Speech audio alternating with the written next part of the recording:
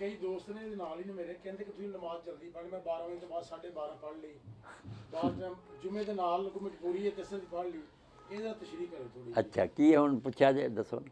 ਕਹਿੰਦੇ ਕਿ ਨਮਾਜ਼ 12:30 ਪੌਣੇ ਕੋਈ ਪੜ੍ਹ ਲਈ ਤੇ ਅਜ਼ਾਨ ਹੁੰਦੀ 1:15 ਵਜੇ। ਹਾਂ, ਇਹ ਕਹਿੰਦੇ ਨਹੀਂ, ਕੁਝ ਦੋਸਤ ਸਵਾਲ ਕਰਦੇ ਨੇ ਕਿ ਨਮਾਜ਼ ਨਹੀਂ ਜਲਦੀ ਨਹੀਂ ਪੜ੍ਹਨੀ ਚਾਹੀਦੀ, ਮਤਲਬ ਪੌਣੇ 1 ਅਜ਼ਾਨ ਹੋਈ ਤੇ 1 ਵਜੇ ਪੜ੍ਹੋ। ਹਾਂ, ਨਹੀਂ ਇਹਨਾਂ ਉਹ ਦੋਸਤਾਂ ਦੀ ਜ਼ਿਆਦਤੀ ਹੈ। ਚਲੋ ਆਪਣੀ ਮਸਜਿਦ ਦਾ ਜੋ ਵੀ ਇੰਤਜ਼ਾਮ ਵੱਖਰੀ ਗੱਲ ਆ।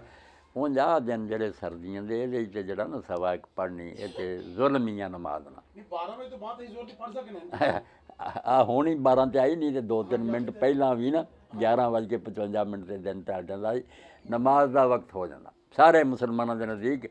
ਉਹ ਜੁਦੀ ਗੱਲ ਵੀ ਕਿਸੇ ਨੇ ਆਖਿਆ ਜ਼ਰਾ ਠਹਿਰ ਕੇ ਪੜ੍ਹੀ, ਵਕਤ ਸਭ ਦੇ ਨਜ਼ਦੀਕ ਇੱਕੋ ਹੀ ਹੈ ਕਿ ਜੈਸੇ ਸੂਰਜ ਅੱਧ ਤੋਂ ਗੁਜ਼ਰ ਜਾਂਦਾ ਉਸ ਵੇਲੇ ਵਕਤ ਸ਼ੁਰੂ ਹੋ ਜਾਂਦਾ ਹਰ ਇੱਕ ਦਾ। 12 ਵਜੇ ਜ਼ਵਾਲ ਦਾ ਟਾਈਮ, ਇਹਦੀ ਕੀ ਤਸ਼ਰੀਹ? ਨਹੀਂ, ਜ਼ਵਾਲ ਦਾ ਟਾਈਮ ਜਿਹੜਾ ਕਹਿੰਦੇ ਉਹ ਵੀ ਬੇਵਕੂਫੀ ਨੇ ਕਹਿੰਦੇ। ਜ਼ਵਾਲ ਸਾਡੀ ਬੋਲੀ ਮੇਰੇ ਭਰਾ ਬਣਾ ਲਿਆ ਵੀ ਜਿਵੇਂ ਕਿਸੇ ਮੁਸੀਬਤ ਨੂੰ ਆਵੇ। ਜ਼ਵਾਲ ਜਦੋਂ ਹੋ ਜਾਵੇ ਉਸ ਵੇਲੇ ਨਮਾਜ਼ ਚੱਲ ਪੈਂਦੀ ਹੈ।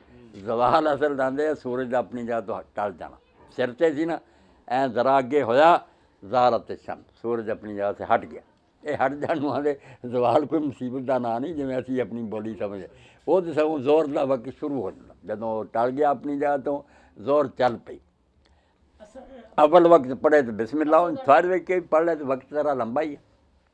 ਅਵਲ ਵਕਤ ਚਾਹੀਏ ਔਰ ख़ास ਕਰਕੇ ਨਾ ਸਰਦੀਆਂ ਦੇ ਦਿਨਾਂ 'ਚ ਠੰਡੀ ਕਰਨ ਦਾ ਕੋਈ ਤੁੱਕ ਹੀ ਨਹੀਂ। ਚਲੋ ਗਰਮੀ ਬਹੁਤ ਜ਼ਿਆਦਾ ਮੰਨੀ ਗੱਲ ਵੀ ਥੋੜ੍ਹਾ ਜਿਹਾ ਠੰਡਾ ਕਰ ਲਓ। ਜੁਮਾ ਪੜ੍ਹ ਕੇ ਜੋ ਹਟੇ ਕੋਈ ਮਜਬੂਰੀ ਬਣ ਗਈ ਜੋ ਉਦੋਂ ਬਾਰਿਸ਼ ਹੋਣ ਡਈ ਸੀ, ਅਸਲ ਦੀ ਨਮਾਜ਼ ਨਾਲ ਹੋ ਸਕਦੀ ਹੈ? ਹੋ ਸਕਦੀ। ਅਸੀਂ ਆਏ ਆ ਜਿਹੜੀ ਨਮਾਜ਼ ਸੀ ਜੋ ਮਗਰਬ ਦੀ ਤੇ ਇਸ਼ਾ ਦੀ ਇਕੱਠੀਆਂ ਪੜ੍ਹੀਆਂ ਉਦੋਂ ਜਦੋਂ ਬਾਰਿਸ਼ ਸੀ, ਤੇ ਮਗਰਬ ਦੀ ਜਮਾਤ ਕਰਾਈ ਉਸੇ ਇਸ਼ਾ ਦੀ ਕਰਾ ਦਿੱਤੀ। नबी अलैहिस्सलाम बताया भी आपने बिला वजह भी बारिश भी कोई नहीं थी, खतरा भी कोई नहीं थी, सफ़र भी कोई नहीं थी। मदीने होंदिया जोर ते असर 8 रखना, कोई सुन्नत नफर नहीं नाल पढ़िया, 4 ओहदे 4 मगरब इशा दे 7। तो लोगों ने फिर पूछा हज़रत अबू हुरैरा नूं, हज़रत इब्न अब्बास नूं, जिन्हां ने गल सुनाई ये फिर हजूर ने क्यों किया जो सबाबी कोई नहीं? फरमाया इस तरह कि उम्मत तो तंगी दूर हो जाए। अगर कोई थका मांदा कभी समझा भी कम करदा नहीं पढ़ियां जानियां लैदा तो इकट्ठियां भी पढ़ ले। ये साढ़े इमामिया हज़रात ने ज़्यादती की, बिना आदत ही बना ली रोज़ इकट्ठियां पढ़नी। ये भी दीन नहीं, खुद उन्होंने किताबों के खिलाफ है शिया दे, तो जरा असीं समझ लिया हराम है, ये भी गलत गल है। इस तो कभी कोई इकट्ठियां पढ़ ले बिल्कुल जायज़।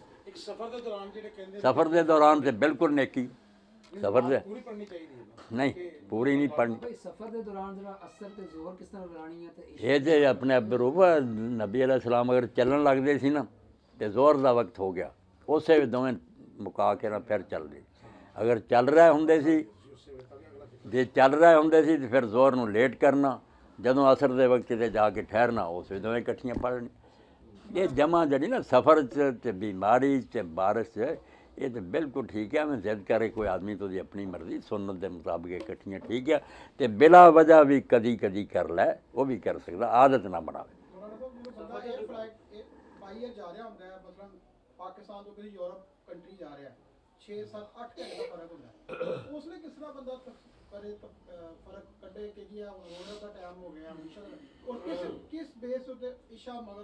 या फजर या जोहर या असर पढ़े, किस तरह पढ़े? मतलब अगर उतो फ्लाइट चलती है 11 बजे, 1 घंटे बाद जितों चलिया वे उतो जोहर का टाइम हो गया, लेकिन जो उत्थे पहुंचना है तो उत्थे 1 ही बजा होना है। जिसे फॉर एग्जांपल जर्मनी पहुंचता या फ्रांस पहुंचता उत्थे 1 ही बजा होता है। वो टाइम डिफरेंस कितना नमाज़ च सेट कर? नहीं, जो उत्थे जाके पहुंचा उत्थे जिहड़ा वक्त है ना उहदे मुताबिक पढ़। भावें उत्थे उत्थों जोहर पढ़ के चलिया हो, हाँ ते जिथे जो पहुंचे नहीं जोहर पढ़ के चलिया फिर तो पढ़ ली सी ना। या जहाज़ वाले भी ऐलान कर सकते, उन्होंने को भी टाइम होंदा ना भी आज दिन टल गया, जिस इलाके जो जा रहे हों